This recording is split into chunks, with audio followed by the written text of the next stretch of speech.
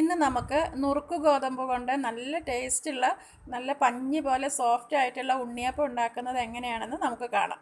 എൻ്റെ ഈ ചാനൽ ആദ്യമായിട്ട് കാണുന്നവർ ഈ ചാനൽ ഒന്ന് സബ്സ്ക്രൈബ് ചെയ്യാനും കൂടി ഓർക്കണേ.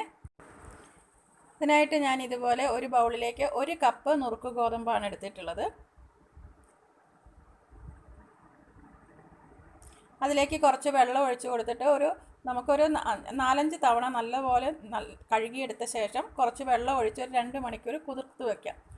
നല്ലപോലെ കുതിർത്തെടുത്ത ഗോതമ്പ് ഒന്ന് വെള്ളമെല്ലാം ഊറ്റിക്കളഞ്ഞ ശേഷം ഇതുപോലെ മിക്സിയുടെ ജാറിലിട്ടിട്ട് ഒന്ന് അരച്ചെടുക്കാം.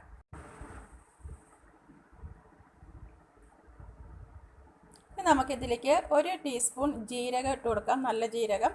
പിന്നെ ഇതുപോലെ ഒരു 5-6 ഏലക്ക എടുത്തിട്ടുണ്ട്. ആ ഏലക്ക ഒന്ന് തോട് കളഞ്ഞ ശേഷം അതിൻ്റെ കുരു മാത്രം ഇട്ടിട്ട് അതും കൂടി ഇട്ടിട്ട് ഇത് 3ഉം കൂടി ഇട്ടിട്ട് നമുക്ക് അരച്ചെടുക്കാം.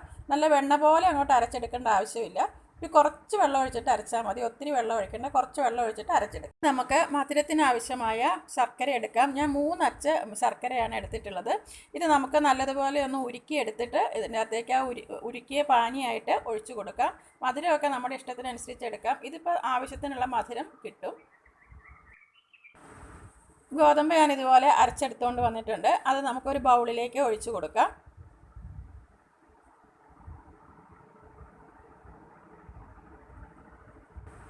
ഇനി ഇതിലേക്ക് നമുക്ക് ഒരു 2 ടേബിൾ സ്പൂൺ നിറയെ അരിപ്പൊടി ഇട്ട് കൊടുക്കാം. നമ്മൾ ഇടിയപ്പത്തിനൊക്കെ ഉപയോഗിക്കുന്ന അരിപ്പൊടിയില്ലേ, ആ അരിപ്പൊടി ഇട്ട് കൊടുത്താൽ മതി.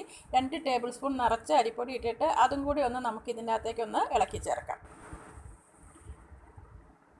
ഇനി നമുക്കിതിലേക്ക് നമ്മൾ നേരത്തെ ഉരുക്കി വെച്ചിട്ടുള്ള ശർക്കരപ്പാനി ആ ചൂടോടുകൂടി തന്നെ ഇതിലേക്ക് ഒഴിച്ചു കൊടുക്കാം. ചൂടാറാൻ വെക്കേണ്ട, നല്ല ചൂടോടുകൂടി തന്നെ ഒഴിച്ചു കൊടുക്കാം.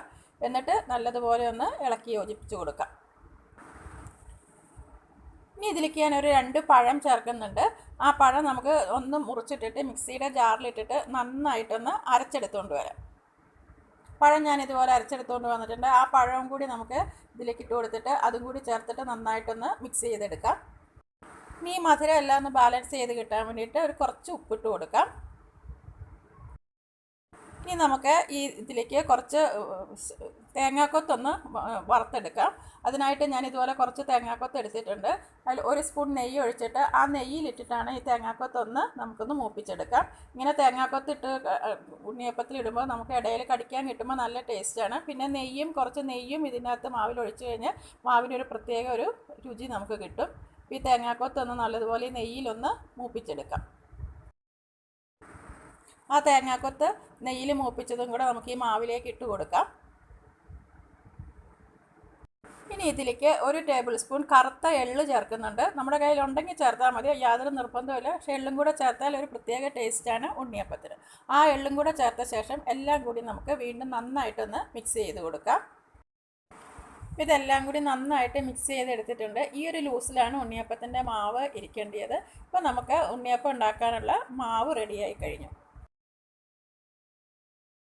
ഇനി നമുക്ക് ഉണ്ണിയപ്പം ഉണ്ടാക്കി തുടങ്ങാം. അതിനായിട്ട് ഞാനിതുപോലെ ഉണ്ണിയപ്പച്ചട്ടി വെച്ചിട്ടുണ്ട്.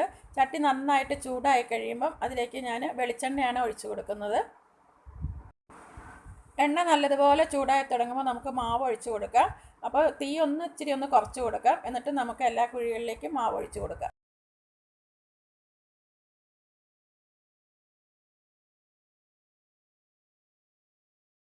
ഉണ്ണിയപ്പത്തിൻ്റെ ഒരു സൈഡ് ഒന്ന് മൊരിഞ്ഞു കഴിയുമ്പോൾ നമുക്കെല്ലാം ഒന്ന് തിരിച്ചിട്ട് കൊടുക്കാം. ഈ സമയത്തൊക്കെ നമുക്ക് ഫ്ലെയിം ഒരു മീഡിയം ഫ്ലെയിമിലാക്കി വെച്ചിട്ട് നമ്മൾ ഉണ്ണിയപ്പം ഉണ്ടാക്കിയാൽ മതി.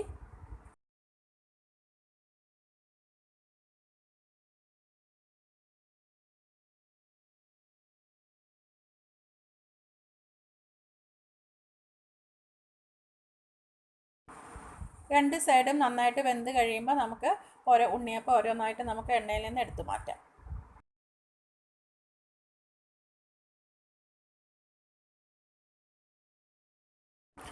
ഉണ്ണിയപ്പം എല്ലാം റെഡിയായി കഴിഞ്ഞതൊന്ന് നുറുക്ക് ഗോതമ്പ് നിങ്ങളുടെ കയ്യിലുണ്ടെങ്കിൽ നിങ്ങൾ ഈ രീതിയിലൊന്ന് ഉണ്ടാക്കി നോക്കുക. തീർച്ചയായും നിങ്ങൾക്ക് ഇഷ്ടപ്പെടും. അപ്പോൾ ഇനി മറ്റു വീഡിയോയുമായി ഞാൻ വീണ്ടും വരുന്നതാണ്. താങ്ക്